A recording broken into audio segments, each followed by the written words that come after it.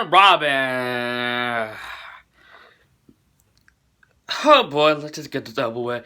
So in case you haven't been noticing, I've been reviewing each single terrible DC Comics film leading up to Suicide Squad, which comes out this Friday, or Thursday night, or whatever. And I've been saving this movie for last, since this Batman and Robin has considered to be one of the worst comic book films, if not the worst. Actually, this film is also considered one of the worst films ever made, along with Catwoman and along with Superman 4, The Quest for Peace. This film, I watched this movie last night. It's sort of a comedy. I laughed watching this movie. This movie is so freaking stupid. Basically, I'm not going to go into the plot of this movie. I'm going to say a few things. That this movie is a colorful mess. But seriously, the colors in this movie are so freaking vibrant that it's very too bright in this movie. The neon colors are very... I feel like a birthday cake actually threw up on the screen. And this movie is basically, even though I didn't like Batman Forever, I still consider that movie to be watchable. That's why I consider that movie, just put that in my Batman and Superman review build-up to Batman v Superman. Because I can actually watch that movie. This movie... Oh god, this movie was interesting to watch again. I seen this movie years ago. I remember liking it when I was 8 or 7 years old. And I was like, wait a minute. I liked this movie when I was 8? This movie's freaking dumb. Let's get to some of the stuff that I really hate about this film. George Clooney as Batman, which miscast right there, miscast. And not only that, let's not forget the bat nips and bat butts. And let's look closely at those bat nips. Let's look closely at that. And Chris O'Donnell as Robin. I wasn't the biggest fan of him in Batman Forever. This film, he was a whiny load of brat. Majority of his line with this movie were, I want my own singing. I want a car. Chick did the car. It should be Robin and Batman, not Batman and Robin. Like, shut the heck up, Robin. Shut up. Stop your whining. Oh god, especially let's get you probably one of the worst comic book villains ever, Mr. Freeze. Oh my god. Mr. Freeze, Arnold Schwarzenegger, the Terminator himself, playing Mr. Freeze. And what's bad enough, he's saying all these stupid ice puns like, chill, cool party, we'll kill the dinosaur. The Ice Age. Allow me to break the ice. Chill, cool party.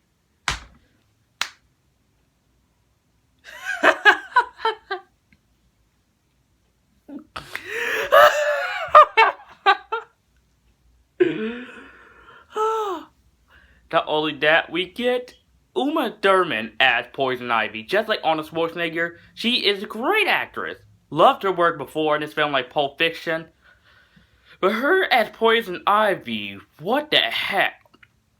At first, before she became Poison Ivy, she started as a plant freak lady who had a fetish for plants to her lab partner or whatever he was. Did some over the top yeah, like, I'm afraid you have to die. Ah! Then pushes her and then she becomes Poison Ivy, and her performance was cringeworthy, honestly. Arnold Schwarzenegger's performance was entertaining, but her performance is just cringeworthy at best. And one of the things that what really hurts about this film is that this movie has too many subplots. You have the subplot where Alfred is dying. You have the subplot where Mr. Freeze trying to save his wife. You have the subplot with Poison Ivy and Bane. You have the subplot when Batman and Robin arguing. And then we get Batgirl in this movie. And then we get Batman and Robin probably get married. Or Mr. Freeze probably proposing to Poison Ivy. Or Batman having a child by his gay boyfriend Robin. And Batman, Robin, and Batgirl having a threesome. And there's like too many subplots in this movie. Plots that make my brain rot. So many plots that make my brain rot. And I got that about Black Nerd in his Amazing Spider-Man 2 review. This movie has so many subplots in this film where people, speaking of Amazing Spider-Man 2, people complained about that movie had too many subplots. That movie has a more coherent story compared to Batman and Robin. Batman and Robin has too many stories jumbled into one. And the graphic in this movie, especially with Gotham City, look like it came out of a PS1 video game. The effects in this movie are so bad, so laughable. And I know Joe Schumacher, same thing with Batman Forever, trying to pay tribute to the 60s Batman. That worked on TV. It will not work on film, Joe Schumacher. Even though I like this movie better than Catwoman, this movie's still pretty freaking bad. Like, really bad. But if you look at a comedy level, it's pure comedy gold. Like, this movie is pretty funny on an entertaining level. I was watching this movie on a critical level, and I was just rolling my eyes. And this movie was just made to sell toys. This movie was just a cash grab before cash grab even became a trend nowadays. This movie just made to sell toys, and that's why towards the end of the movie, Batman, Robin, and Batgirl have these black and silver outfits with no explanation how they get.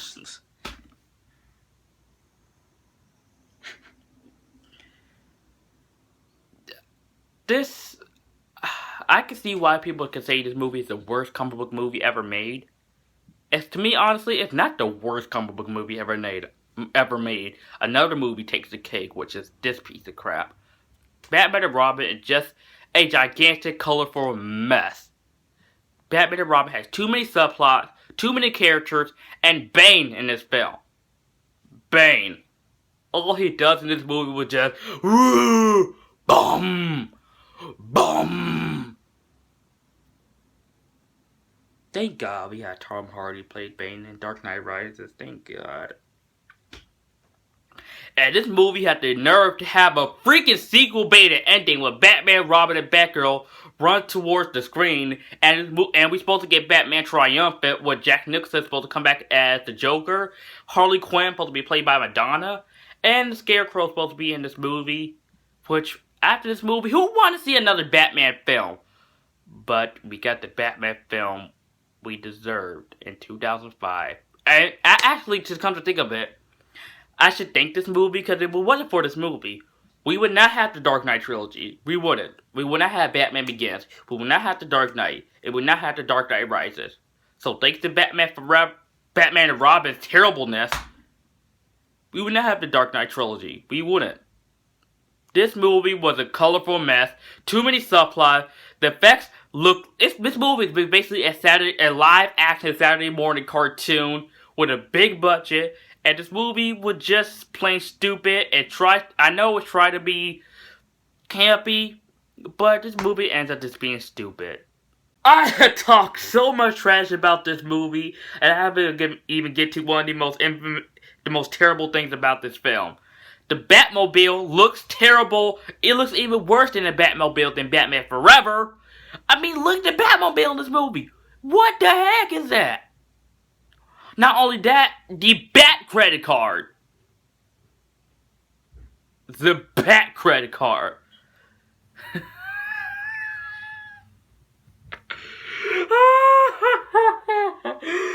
The Bat credit card. Screw this movie, screw this movie, screw this movie. You already know what my grade is for this movie, so let's get to it. Batman and Robin, most definitely, absolutely, gets an F. Also, I meant to tell you guys, I added my good friend Josh, who also ranted on this movie, which I'm about to put his review up on this video, so take it away, Josh. Robin from 1997, directed by Joel Schumacher, fucking sucks. This movie sucks worse than freaking X-Men Origins Wolverine.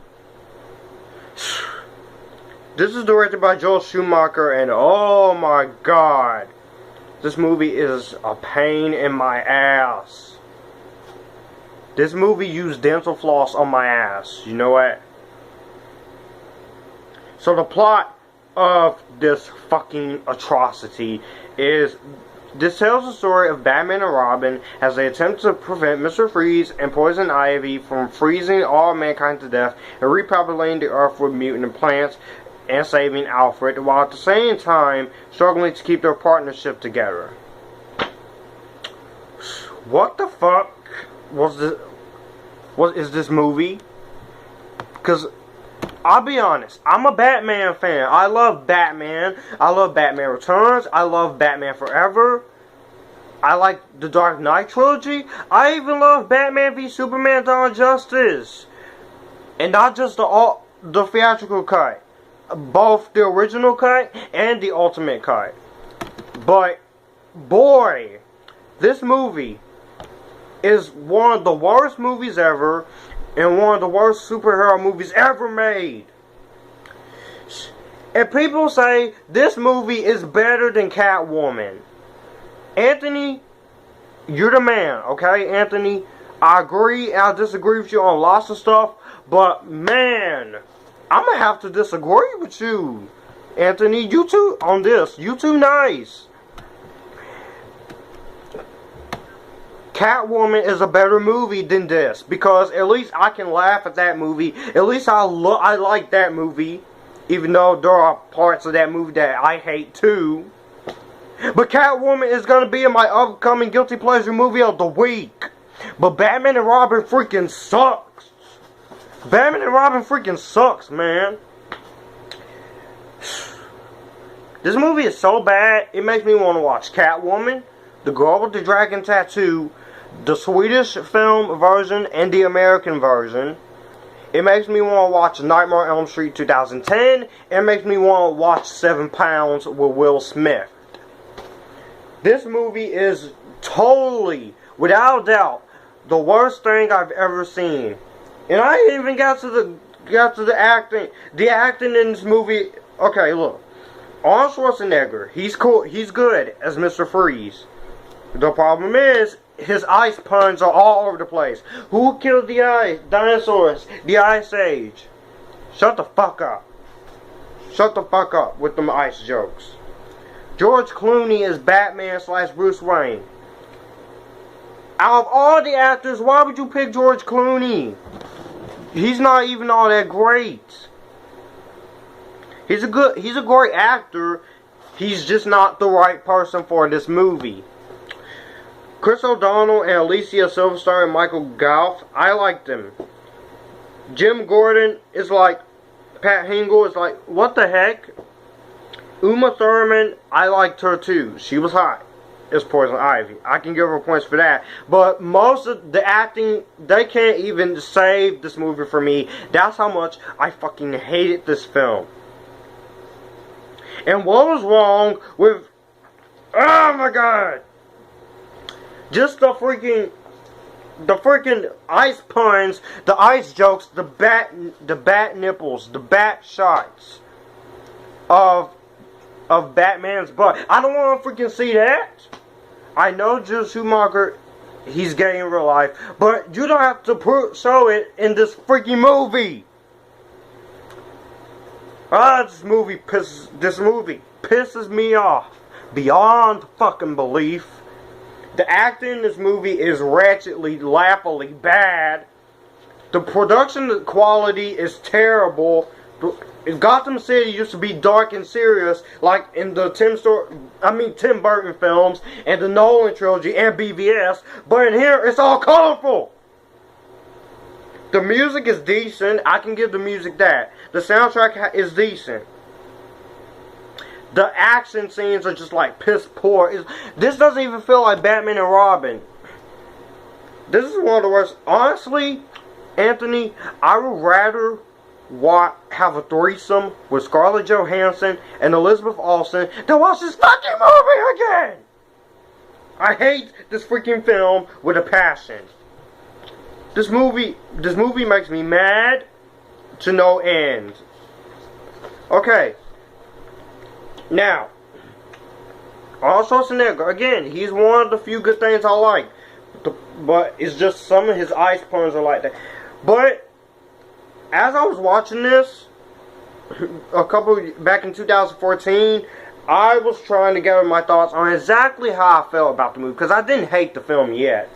Then when it gets to the part where we see the back shots of Batman's costume, including the chest shots, I was like, okay, this movie is getting horribly retarded right now.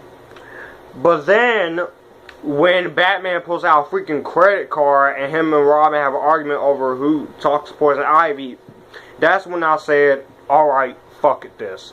You know what? This movie, Batman and Robin, has officially gone into fuck you territory. So, you don't know my rating for this film? Well, you're about to know now, because this movie pissed me off beyond belief. It is beyond belief that this fucking movie got made. And this is not how you make an original series of films. This is not how your attempt to make a Batman and Robin movie. And this is not satisfying for me to see Batman, who I really like as a character, and just put him out of the frame like that. Between him and Robin and Mr. Freeze. You know what? If Ben Affleck's Batman solo film does make money and is successful, and if it gets to a sequel or a third movie, you better fucking do Mr. Freeze and you better fucking do Mr. Freeze right, goddammit. Batgirl, they did her good, but you kind of screw her up. But also, I want to see her done right. Do these Batman characters right. If not, then don't put them in the movie.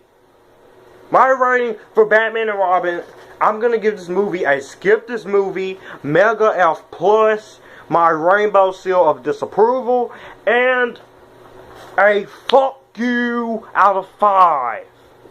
This is the worst freaking movie I've ever seen in my life. And I will say it again. I would rather have a threesome with Elizabeth Olsen and Scarlett Johansson to watch this movie again. Thank you, Anthony, for letting me collaborate with you on this review. Thank you, guys. Bye. Thank you so much for watching. Send out all your hate for Batman and Robin in the comment section down below. And as always, guys, if you are new to my channel and you like this video, like, comment, subscribe, and I'll see you guys next time.